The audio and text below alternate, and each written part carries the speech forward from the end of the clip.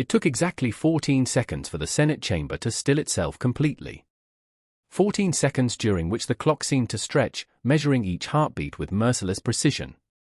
Across the polished mahogany table, Jasmine Crockett's gaze was unwavering, calm yet relentless, while Jordan Peterson shifted uneasily in his chair, the subtle tremor in his fingers betraying a confidence he no longer felt. The fluorescent lights above flickered for a moment, casting sharp reflections across the document stacked neatly before the senators. Camera lenses blinked, capturing every detail for the public record. Every breath, every pause, every pencil scratch was magnified in that silence. The chamber itself was a study in controlled authority. Marble columns framed the room, their veins catching the soft overhead lights. Microphones extended from the desks, silent observers waiting for a single word to trigger motion. The walls were lined with spectators, journalists pressed against the railing, their notebooks poised, fingers tapping pens nervously. A digital clock above the dais counted down the session, but it seemed to move slower than the world outside. Crockett's posture was deliberate, hands folded, eyes scanning the witness, subtle nods acknowledging the papers in front of her, yet her presence commanded the space without a word. Peterson, by contrast, shuffled papers, cleared his throat, and occasionally met her gaze, only to look away moments later. His usually confident voice seemed fragile in the cavernous room, swallowed by the weight of scrutiny. The stakes were not theoretical. Behind Peterson's polished rhetoric lay potential violations of federal statutes, constitutional oversights, and procedural errors that could resonate far beyond this room. The Appropriations Act, the FISA 702 surveillance provisions, and the Fifth Amendment's due process protections were all in play, threaded through questions that would demand more than opinion, they demanded precise legal grounding. Crockett had prepared meticulously, reviewing transcripts, memos, and precedent cases, knowing exactly where Peterson might stumble. Every element, the angle of the microphone, the shadow cast on the dais, the subtle rustle of papers, was part of a narrative she controlled, a narrative built to expose gaps, contradictions, and ultimately, vulnerability. The spectators sensed it before the first question landed. A charged energy moved through the chamber, tangible yet silent. Journalists exchanged glances, fingers hovering over keyboards, ready to capture the opening line that would define the story for the evening news. The senators behind Crockett adjusted their positions, some leaning slightly forward, others scanning confidential notes, each aware that this was more than testimony, this was a moment that could shift careers, reputations, and public trust. Then the gavel struck, sharp and precise. Papers shifted. Microphones hummed to life. Crockett leaned forward, voice measured and clear, introducing the first question. Peterson inhaled, hesitated, then spoke, but the tension was already evident in the brief tremor of his hand. The 14-second silence had ended, yet its shadow lingered, as if the room itself had taken a collective breath, bracing for the unfolding storm. But the silence wasn't over yet. The room settled into a rhythm of controlled tension. Senators' eyes flicked between Peterson and Crockett, pens poised, microphones alive with the faint hum of electricity. Jasmine Crockett spoke first, her voice calm, deliberate, each syllable measured.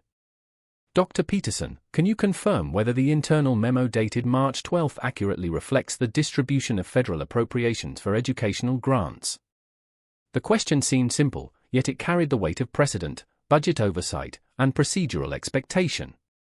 Peterson swallowed, straightening his papers, attempting to meet her gaze. Yes, his voice faltered, then recovered, though a subtle quiver betrayed him. Crockett's eyes narrowed slightly, not in anger but in precision, her silence pressing. For senators waited, observing, notebooks open. The camera caught a faint tremor in Peterson's hand as he adjusted his glasses.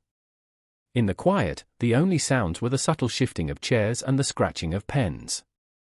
Dr. Peterson, Crockett continued, voice unwavering, Section 702 of the Foreign Intelligence Surveillance Act allows for the collection of certain communications under strict limitations. Can you explain how your department ensured compliance while implementing those directives? Peterson hesitated. His usual rhetorical fluency, cultivated over decades of debate and lecturing, now seemed inadequate under the piercing scrutiny of legal exactitude. A bead of sweat traced his temple. The light reflected off the marble walls, glinting off the top of the witness table. Did you personally review the compliance logs before submission to Congress? Crockett pressed, tilting her head slightly. The question hung in the air. Peterson's response was vague, citing general oversight without specifics. Every senator present leaned in, some exchanging quiet murmurs. The visual tension was palpable, hands gripping paper edges, subtle foot taps under the desk, heads tilted in anticipation. The audience in the gallery could feel the intellectual tug-of-war, each pause punctuated by the soft whir of camera lenses. Another senator joined, asking, regarding the Appropriations Act of 2023, were any funds diverted from their designated purposes? Peterson blinked, searching for the right phrasing, but Crockett's calm, unwavering presence left no room for evasion. The room seemed to constrict around him, the hum of the fluorescent lights echoing the collective heartbeat of the chamber. A note slid across the table from his aide, but he ignored it, aware that any external help would be perceived as weakness. Crockett's questions were surgical, moving from budgets to internal memos, from procedural compliance to constitutional obligations.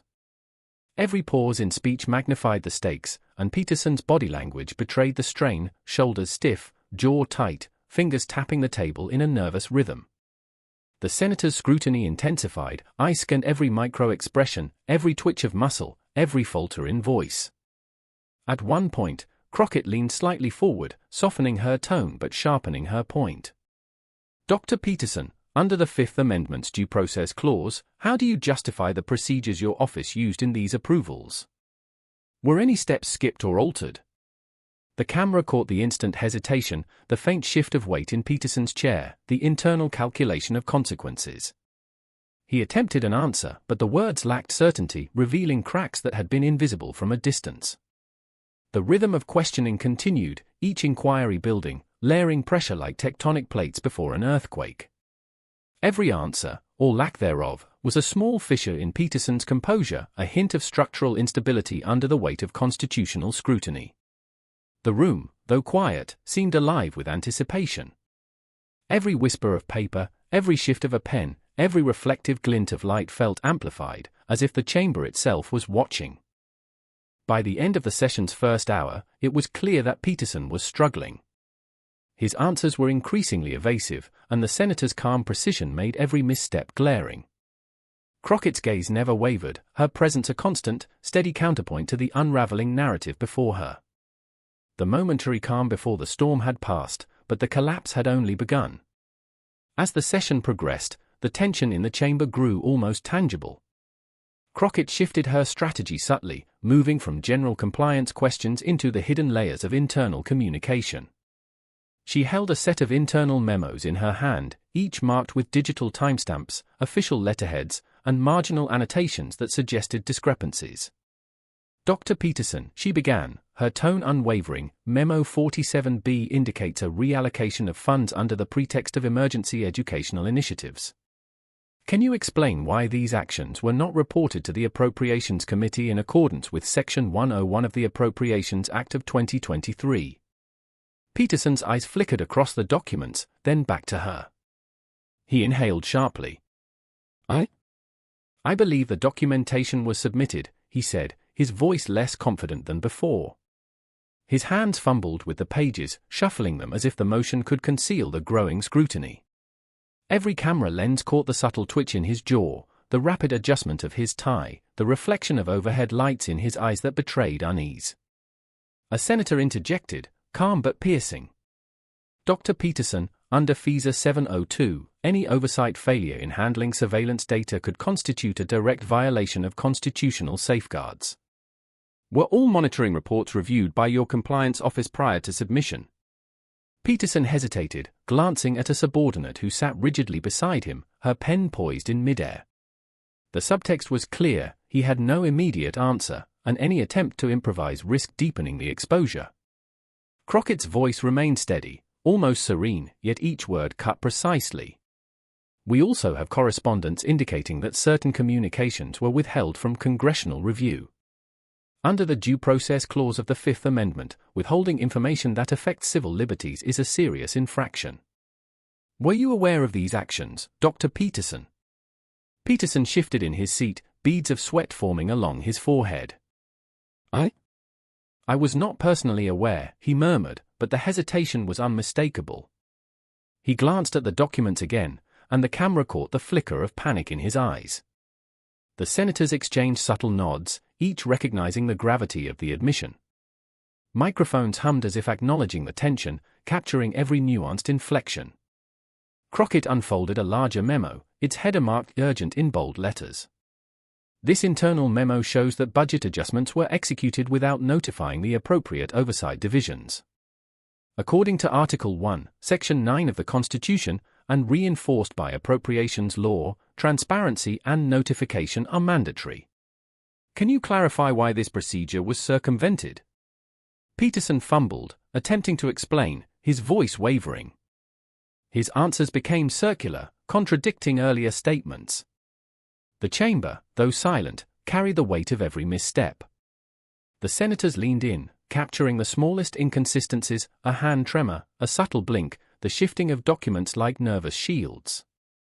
Crockett allowed the silence to hang, knowing the pressure was as much psychological as legal.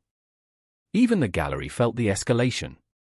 Journalists scribbled furiously, camera flashes caught fleeting expressions, and the ambient hum of the room seemed to pulse in time with Peterson's faltering composure. Every revelation added layers of exposure, missing compliance reports, unreported reallocations, failure to notify oversight committees. The legal implications were mounting, and the narrative of competence Peterson had built for years was slowly eroding under Crockett's methodical dismantling. By the end of this chapter of questioning, the cracks had widened into visible fissures. Peterson's misstatements, combined with the memos and legal references, created a crescendo of tension that approached a tipping point. The audience sensed that the collapse was imminent, the 14-second silence that had haunted the opening now looming closer. The chamber held its breath. What came next would not merely be a stumble, it would be an unmistakable unraveling. The room seemed to hold its own breath as Crockett leaned forward slightly, her hands resting lightly on the polished mahogany table. She didn't speak immediately. The silence stretched, magnified by the faint hum of the fluorescent lights overhead and the soft click of a pen against a legal pad. Then, with deliberate calm, she asked the final question that would shatter the remaining veneer of control at Dr. Peterson, under Article 1, Section 9 of the Constitution and reinforced by the Appropriations Act, were any civil liberties compromised due to the procedural oversights in your office? Peterson opened his mouth, paused, and then closed it again. His usual eloquence, the lectures, the carefully constructed arguments, none of it would suffice here. The camera lenses caught the flicker of panic in his eyes, the slight tremor of his fingers as he gripped the edge of the table, the shallow intake of breath. 14 seconds passed, each one a measured eternity in the chamber. Senators shifted, pens hovered over paper, the microphone seemed to amplify every soundless heartbeat. For 14 seconds, Jordan Peterson had no answer. Every legal defense he had rehearsed crumbled in the face of Crockett's meticulous questioning. The silence was not merely empty space, it was a spotlight on his unpreparedness, his ignorance of procedural law, his failure to anticipate constitutional consequences. This was not rhetorical, it was a legal collapse. By failing to articulate compliance with both the FISA 702 safeguards and the Appropriations Act, he had exposed himself to a direct violation of due process and statutory law. Crockett's gaze remained steady, unflinching. She didn't need to raise her voice. Her calm, precise presence magnified the gravity of the moment. Peterson shifted in his chair, lips parting as if to speak, then closing again. The senators recorded notes, their pens scratching quietly. Observers in the gallery leaned forward, journalists' cameras clicked discreetly, capturing the fracture. Every second of this silence registered in the public record, in legal transcripts, in political memory. When Peterson finally spoke, his voice was barely audible, strained, faltering. I cannot provide a clear answer at this time. The words were not merely an admission of ignorance, they were an institutional failure. By failing to demonstrate awareness and compliance with clearly codified federal law, he had breached the very framework that held executive accountability in check. The moment was cinematic in its clarity, competence collapsed visibly, legality exposed, authority undermined. The 14-second silence ended, but the impact rippled through the chamber. Senators exchanged quiet glances, some pen still hovering over open pads. Crockett allowed the moment to linger, letting the legal and moral gravity settle fully. The microphones, still active, captured every micro-expression, every falter, every subtle sign of institutional failure. The collapse was complete. The audience understood not only what had occurred but why it was constitutionally and procedurally fatal. Outside, the public would later call it an unprecedented moment. Inside, it was a surgical dismantling, 14 seconds that defined failure, 14 seconds in which law, procedure, and intellect collided. Peterson slumped slightly in his chair, the documents before him untouched, the gravity of violation finally sinking in. Crockett reclined just enough to signal closure, her expression unchanged, measured, eternal. The chamber remained quiet. But the consequences were only beginning. By the evening, the 14-second silence had become a headline. Across national networks, anchors replayed the moment frame by frame, analyzing every micro-expression, every hesitation, every subtle tremor in Peterson's hands. For 14 seconds, America watched competence collapse, one anchor intoned, voice steady but charged with disbelief. Another legal analyst commented, constitutional scholars called it the most devastating Senate takedown since Watergate. The failure was not just rhetorical, it was procedural, a violation of due process and statutory law. Media outlets dissected Crockett's approach with meticulous admiration. Videos highlighted her calm, unwavering demeanor, the precision of her questioning, and the surgical way she exposed gaps in Peterson's understanding of FISA 702 and Appropriations Act compliance. Articles detailed her preparation, internal memos studied for weeks, past congressional testimonies reviewed for rhetorical patterns, and a mastery of both constitutional law and procedural oversight that left no room for improvisation. The public response was swift and polarized. Social media erupted with clips of the 14-second silence, hashtags trending within hours, #Peterson freeze, #Crockett clarity, #Senate moment. Commentators debated the legality of Peterson's actions, citing Article 1, Section 9 of the Constitution and the statutory mandates for budget transparency. Some framed the collapse as inevitable given his overconfidence, others painted it as a moment of poetic justice in the age of political accountability. Political circles buzzed with whispered reactions. Staffers in the Senate hallway spoke in hushed tones about the procedural implications. Congressional aides circulated internal memos assessing exposure risks, and think tanks began drafting rapid analyses on constitutional and administrative repercussions. The ripple effect reached the DOJ, which noted potential violations warranting further review. Legal experts emphasized that, while public perception was one thing, the failure to articulate compliance with clearly codified law could carry lasting institutional consequences. Even Peterson's allies were forced to confront the optics. Interviews with political consultants and former aides described the collapse in precise terms. He froze under scrutiny that required technical knowledge, procedural understanding, and constitutional awareness. 14 seconds was all it took to unravel years of credibility. Behind closed doors, discussion shifted toward damage control, assessing reputational fallout and potential impacts on advisory roles, public lectures, and congressional testimony in related matters. Despite the intensity of the moment, Crockett's presence remained unshaken. Media coverage noted her composure, often contrasting it with Peterson's visible discomfort.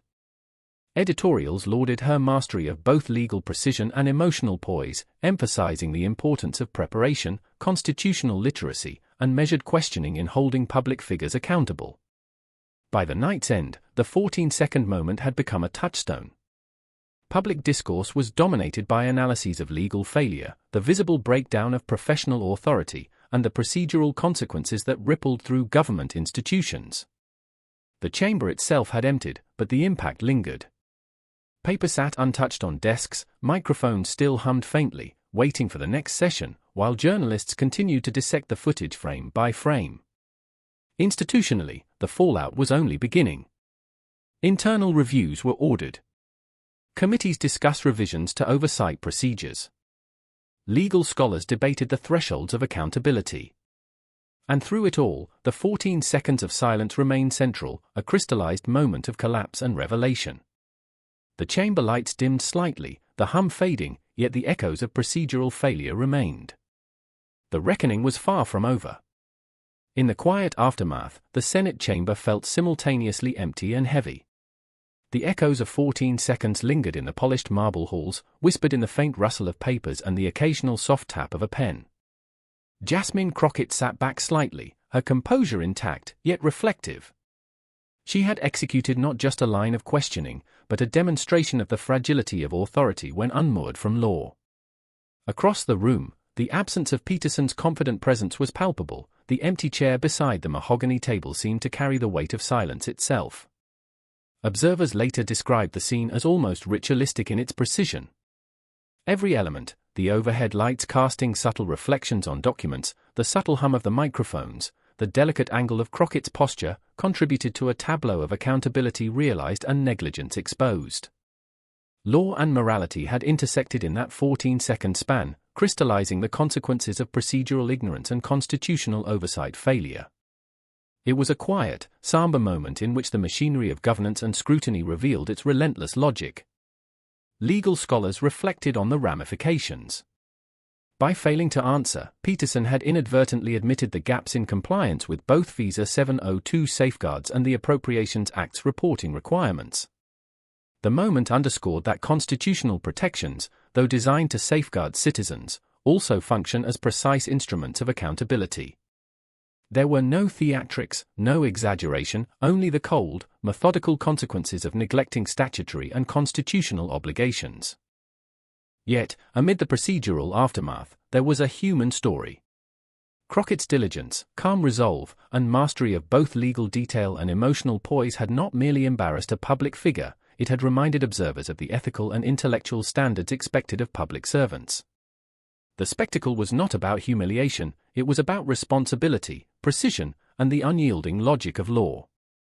As the chamber emptied, a soft reflection settled over the room. Light flickered across the polished wood, dust motes caught in the sunbeams from high windows, and the faint scent of paper and ink lingered in the air. Crockett gathered her notes, straightened her jacket, and allowed herself a moment of stillness, understanding that the 14-second silence was a lesson not only in law but in vigilance, preparation, and the quiet authority of mastery. Some careers end in scandal. His ended in silence. The chamber doors closed softly behind her, leaving only the hum of accountability and the persistent, patient weight of law.